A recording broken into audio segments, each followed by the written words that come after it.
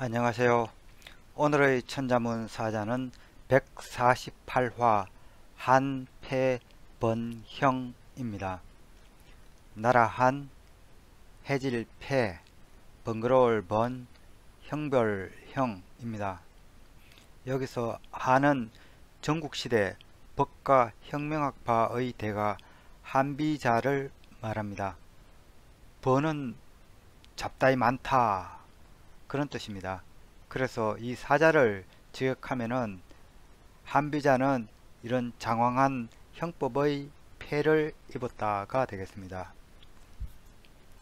앞서 중국을 최초로 통일한 진나라는 법이 엄하고 번거로워서 민심이 따르지 않았다고 말씀드렸습니다. 이렇게 백성을 올가맨 진나라 형법의 토대를 제공한 이가 법가의 대가였던 한비자입니다.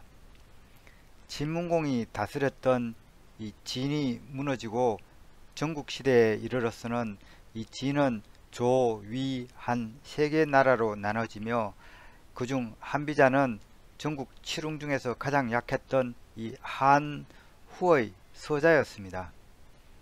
그는 한의 부국 강병을 위해 법치와 정치 개혁을 주장한 10만자에 달하는 서책을 펴냈습니다. 하지만 야망이 없었던 이런 한의 후 안은 한비자의 말을 귀담아 듣지 않았습니다. 그런데 엉뚱하게도 이 한비자가 쓴 서책 고분과 오두는 천하통일을 꿈꾸던 진시황의 눈에 띄게 되었고, 읽고 감명받은 진시황은 한비자를 존경하게 됩니다.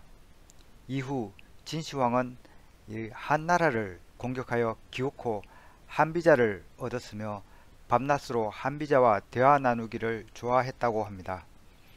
따라서 진시황은 한비자가 평소 주장한 법치에 따라 천하통일 후에는 진을 통치하게 됩니다.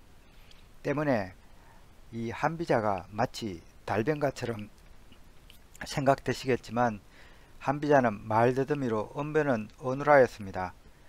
그러나 그 내용이 항상 논리 정연하였기 때문에 똑똑한 진시황은 이 한비자와 대화 나누는 것을 무척 좋아하였습니다.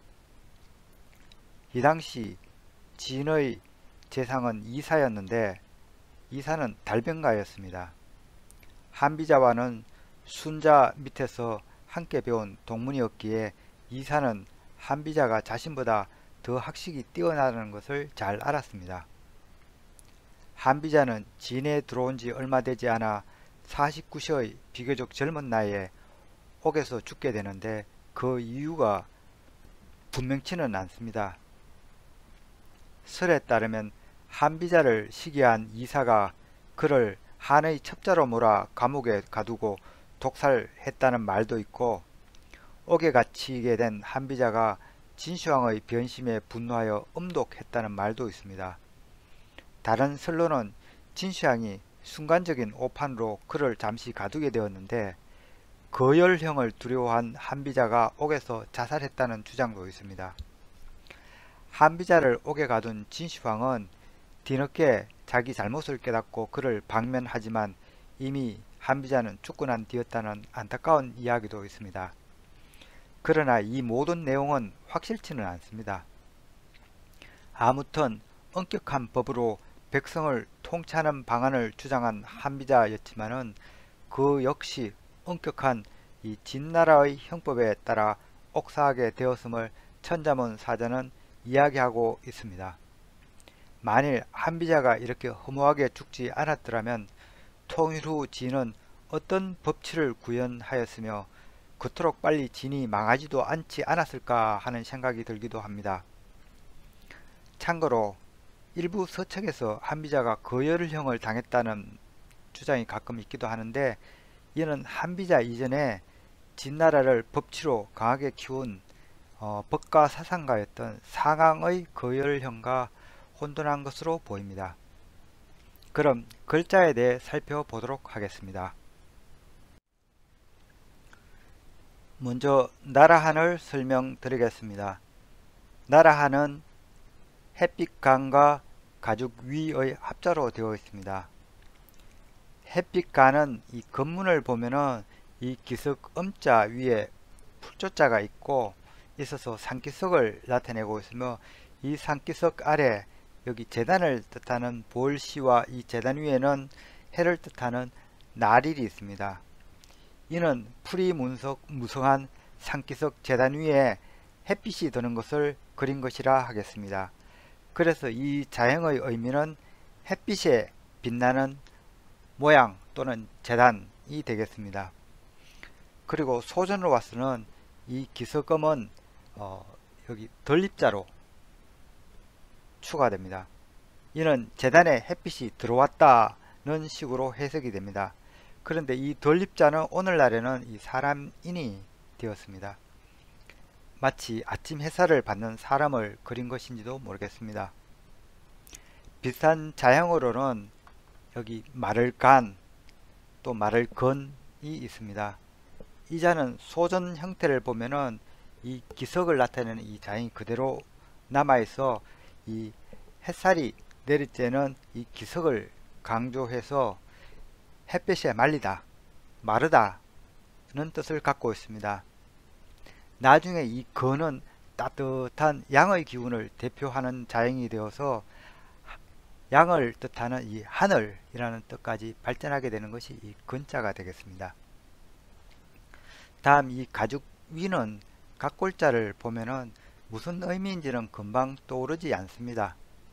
여기 사각 어떤 천 쪼가리가 있고, 이 주위로 이 발짓자가 여기는 상하로 2개, 여기는 상하 그리고 우측에 3개, 어떤 건물에서는 이 동서남북 4방향으로 모두 발이 걸어진 형태도 있습니다. 이 각골 자형의 의미는 가죽 또는 부드럽게 만든 가죽, 즉 다름 가죽을 뜻하였다고 합니다. 따라서 이 자형은 생가죽을 부드럽게 만드는 무두지를 그린 것이라 유추할 수 있습니다. 동물의 가죽옷은 인류의 가장 오래된 가공품이기도 합니다. 동물의 생가죽은 부패하기 쉽고 마르면 딱딱해서 사람이 걸칠 수 없습니다. 따라서 부패하기 쉬운 성분을 제거하고 섬유질을 부드럽게 해야 우리가 아는 가죽옷을 만들 수 있습니다. 구석기 시대 무두질은 생가죽에 기름을 발라 문질러서 연하게 하는 기름 무두질이 처음이었으며, 그 후 연기에 걸리는 연기 무두질이 나오게 됩니다. 고대 중국에서는 이 후년으로 하는 무두질이 유행하였다고 합니다. 몽고 유목민들은 동물의 뇌나 골수로 무두질하는 독특한 방법을 사용하기도 했습니다. 이후 인류는 잿물로 단백질을 제거하는 방법, 초급 목피 침출력으로 부드럽게 하는 탄닌법, 그리고 백반의 강한 수렴성을 이용한 이 백반법 등으로 이 무두질하는 이 방법들을 발전시켜 왔습니다. 생가죽의 일반적인 이런 처리 과정은 다음과 같습니다.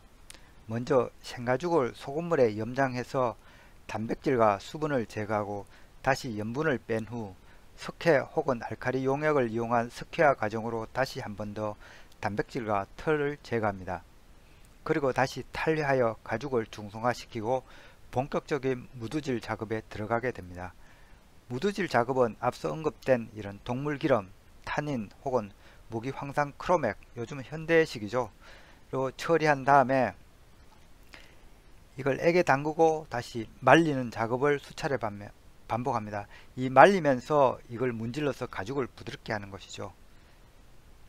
그렇게 하면은 이 가죽 내에 콜라겐을 굳히고 이 섬유를 코팅해서 습기에 강하게 하고 박테리아 번식을 막도록 하는 것입니다. 이 무두질 작업은 워낙 냄새가 고약해서 마을에서 떨어진 피혁 공장에 위치하고 있습니다. 따라서 이 각골자형은 원래 무두질에는 이 발로 이 가죽을 바른 과정은 없습니다. 따라서 이 가죽 주위를 둘러싼 이 발걸음들은 이 수많은 사람들이 공동 작업하는 것을 의미하는 것일 수도 있고, 생가죽을 처리하기 위해 수많은 공정이 들어갔다는 것을 나타낸 것이 아닌가 유추가 됩니다. 이 각골자형에 대한 또 다른 해석으로는 이 성곽을 둘러가는 발걸음으로 보기도 하는데, 석기시대에는 성곽 문화가 없었고 이 큰 입구로 표시되는 이 에어살 위 자체도 소전에서 등장하기 때문에 설득력은 부족합니다. 더구나 가죽이란 이런 의미를 전혀 설명할 수도 없습니다. 이 각골자형의 의미는 가죽 혹은 부드럽게 무두질한 이 다룬 가죽을 뜻하였습니다. 그러나 건문 이후로 이 각골자형의 의미는 변하게 됩니다. 이 형태가 이 둥근 원 위주로 발들이 있는 형태이므로 에워사다 또는 이 둘레라는 의미가 추가가 됩니다. 또는 이 성곽을 떠나는 발걸음으로 보기도 하여 떠나다는 그런 뜻도 생겨납니다. 혹은 이 발로 이걸 짓밟는 것으로 보아서 어기다, 어긋나다 라는 부정적인 뜻도 이 가죽기는 이 건문 이후로 생겨나게 됩니다. 나라하는 이 건문을 보면은 이 햇빛감과 그 자형이 똑같습니다. 즉 번영을 기원하며 이 햇볕이 내릴 때는 이 재단을 그린 이 간을 나라 이름 한으로 삼은 것입니다.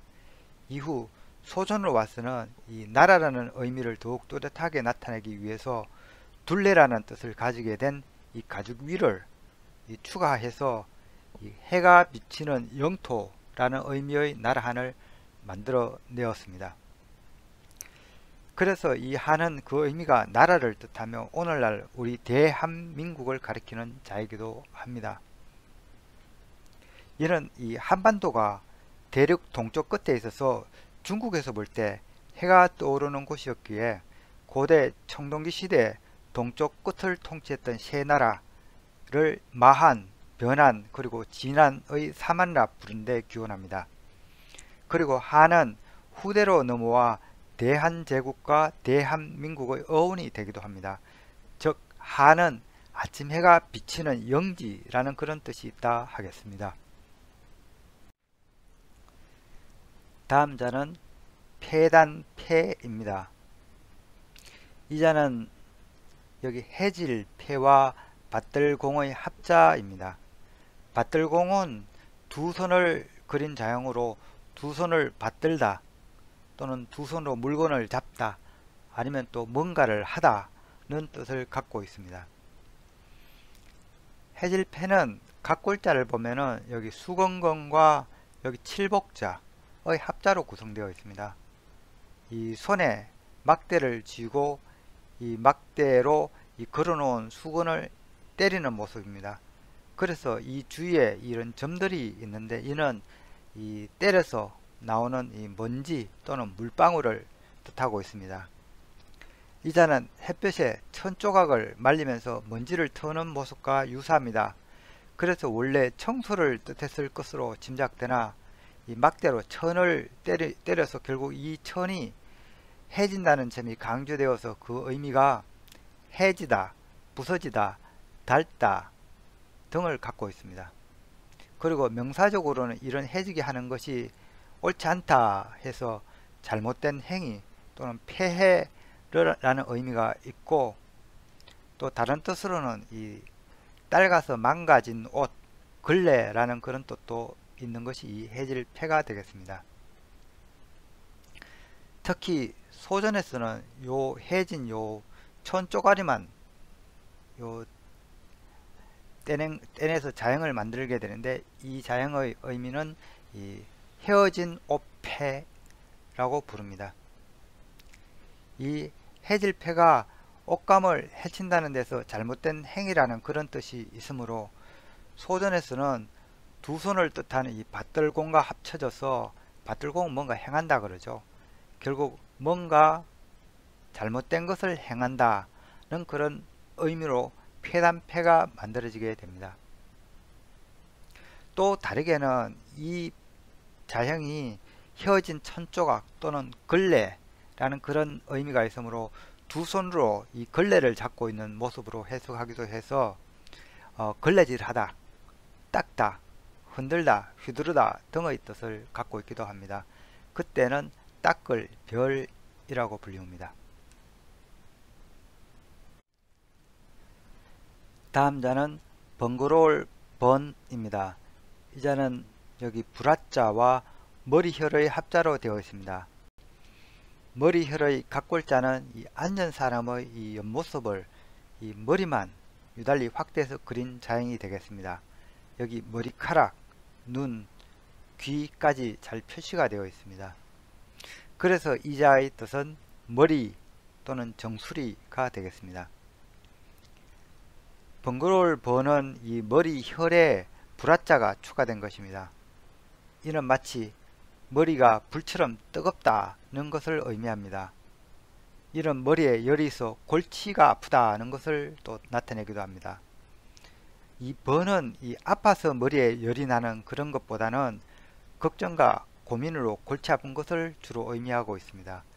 그래서 이 자형의 뜻은 번거롭다, 성가시다, 좌왕하다, 어지럽다, 번민, 걱정 등을 뜻하는 자가 번거로울 번이 되겠습니다.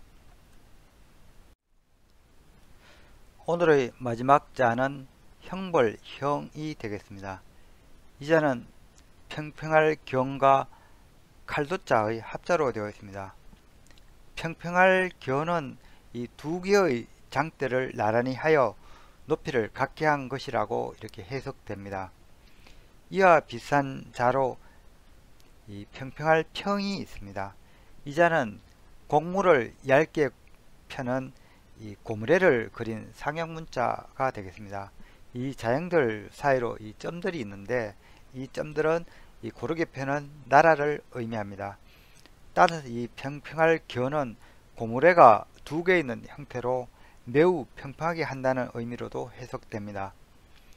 또한 동일한 형태가 두 개가 있어 서로 이 크기를 비교한다는 속뜻이 있기도 합니다. 그래서 이 견은 형태와 모양을 뜻하는 이 모양형자도 만들게 되었습니다. 모양형은 이 평평할 견과 트럭3의 합자입니다. 트럭3은 동물 피부에 난 작은 털을 의미하여 이 털이 가지는 모양, 질감, 그런 무늬의 의미가 있어서 전체적으로 이 모양형은 이 크기뿐만 아니라 모양, 질감, 무늬까지 총칭하는 자형이랄 수 있습니다. 이 형벌형은 각골자부터 있었던 아주 오래된 자형입니다. 각골 자형을 보면은 이 우물정자 안에 여기 사람이니 혹은 또 여기 큰대자의 어른을 뜻하는 큰대자가 들어가 있는 형태입니다. 이는 이 땅에 판 구덩이 안에 사람이 들어가 있는 형태가 되겠습니다. 석기시대 초기 감옥은 구덩이를 파고 그 안에 제수를 가두는 것이었기 때문에 이렇게 자형을 만든 것입니다. 그래서 자형의 의미가 형벌, 형벌하다, 가두다, 제어하다, 다스리다 입니다. 검문호와서는 이 헛구덩이만 그리고 사람은 더 이상 그리지 않게 됩니다. 대신 이 헛구덩이를 지키는 간수를 뜻하는 이 칼도자가 우변에 추가가 되었습니다. 일부 검문에서는 이 헛구덩이임을 확실하게 나타내기 위해서 아래 이 흑도자가 추가되기도 합니다. 이렇게 흑도자가 추가된 형태의 형벌형은 잘 쓰이지는 않지만은 아직도 남아있긴 합니다. 뜻은 동일합니다. 한편 이 형은 탕기, 즉 국그릇이라는 그런 뜻도 있습니다. 이는 이 구덩이를 뜻하는 이 우물정자를 이걸 이 국그릇으로 보고 이 칼도자가 마치 이 숟가락으로 보였기 때문에 그렇게 해석한 것입니다.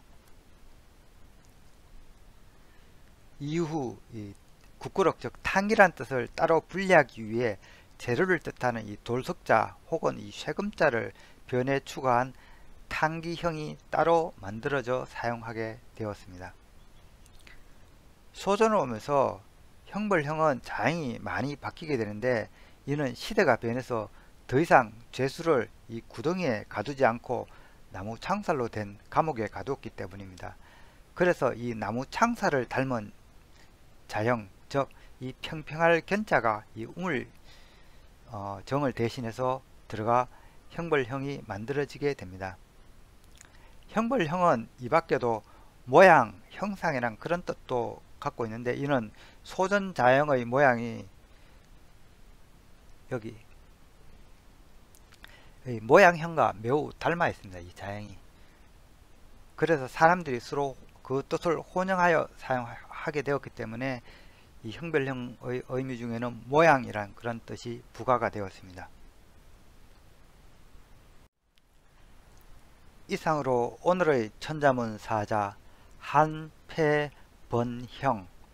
즉 번잡한 형법을 내세웠던 한비자는 그 스스로가 번잡한 형법의 폐해를 입었다는 사자성어를 마치도록 하겠습니다. 한비자는 전국시대 법가를 집대성한 학자로 본명은 한비입니다. 그의 통치 철학은 엄격한 법치로 부국강명을 추구함에 있었습니다. 그는 법뿐만 아니라 군주의 통치술과 그 권세의 중요성을 강조하였습니다. 한비는 법, 술, 세, 이 세 가지 항목을 강조하였습니다. 법은 엄격한 신상 필벌로서 신하의 공과를 확실히 따지는 걸 말하며, 이 술은 신하를 다스리는 기술을 의미하며, 이 세는 신하를 복종케 하는 왕의 권세를 말합니다. 따라서 통치자라면 법, 술, 세, 이 세 가지 능력을 갖추고 키울 것을 강조하였습니다. 한비는 부국강명과 군주의 권력을 강조했기 때문에 그의 통치술은 전시 상황이나 강국을 지척에 둔 소국이 힘을 합치는 데 적합한 통치 방법으로 알려져 있으며, 이 평화로운 시대에는 잘 맞지 않는 통치 방식이라는 그런 의견도 있습니다. 한비는 육아에서 주장하는 인의, 도덕에 의한 그런 규범보다는 현실적으로 법에 의한 외적 규제를 강조했습니다. 이러한 법과는 육아와는 대척점에 있어서 유학자들은 한비자의 사상을 냉혹하고 잔인하다고 비난하였습니다. 아시다시피 한에 의해서 중국이 통일되고 육아가 국가 정통 관학으로 인정받게 되면서 이 법가 사상은 아류로 밀리게 됩니다.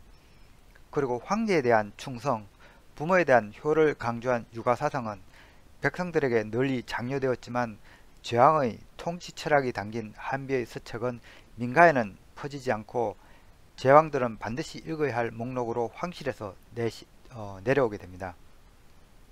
한비가 법가를 집대성했기 때문에 대가의 칭호로 한자라 한때 불리웠지만, 유가 대가인 당의 한유가 한자로 불리게 되면서 법가였던 한비는 한비자로 다시 낮춰 불리게 됩니다. 한비가 죽은 뒤 후대 법가 학자들이 그의 저서를 엮은 한비자라는 서책을 편찬하였는데, 오늘날 한비자는 사람 이름보다는 서책으로 더 많이 알려져 있습니다. 사회적 리더라면 한 번쯤 읽어볼 가치가 있는 책이라고 합니다. 유가 학자들이 편찬한 천자문에서는 이런 한비의 냉혹한 법치를 비판하여 간소화된 법치를 실천한 소화에 빗대어서 이런 옥사한 한비의 사상을 지금 비꼬고 있는 것이라 하겠습니다. 시청해 주셔서 감사합니다.